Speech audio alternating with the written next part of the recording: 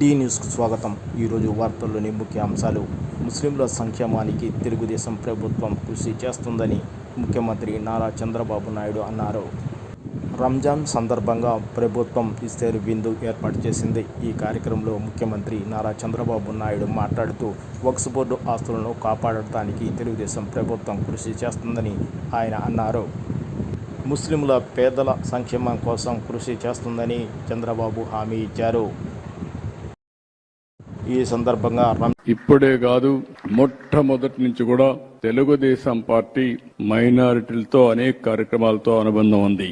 ఈ రోజు ఈ రాష్ట్రంలో సమైక్య ఆంధ్రప్రదేశ్ లో ఏమైనా జరిగిందంటే అది తెలుగుదేశం పార్టీ హయాంలో ముస్లింలకు న్యాయం జరిగింది తప్ప ఇంకోటి కాదు. పేదవాళ్లు ఎక్కువ ఉన్నారనే ఉద్దేశంతోనే మొట్టమొదటిసారిగా ఎన్టీ రామారావు గారు మైనారిటీ ఫైనాన్స్ కార్పొరేషన్ పెట్టి మైనారిటీలకు సహాయం చేసిన పార్టీ తెలుగుదేశం పార్టీ.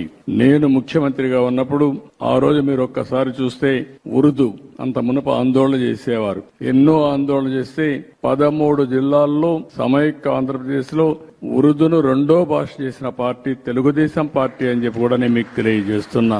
ఇదే కాకుండా హైదరాబాద్ లో ఒకప్పుడు మక్కాకి వెళ్లాలంటే బాంబేకి వెళ్లేవాళ్లు. అలాంటిది హైదరాబాద్ లో బ్రహ్మాండమైన ఇక్కడే ఫరూక్ గారు ఉన్నారు. ఆ రోజు ఫరూక్ గారే మంత్రి, ఈ రోజు ఫరూక్ గారే మంత్రి. ఆయన ఆధ్వర్యంలో ఆ రోజు బ్రహ్మాండమైన హాజ్ భవన్ కట్టాం. అదే మాదిరిగా ఏ ఆస్తులైతే వక్ఫ్ బోర్డు ఆస్తులున్నాయో అవన్నిటికీ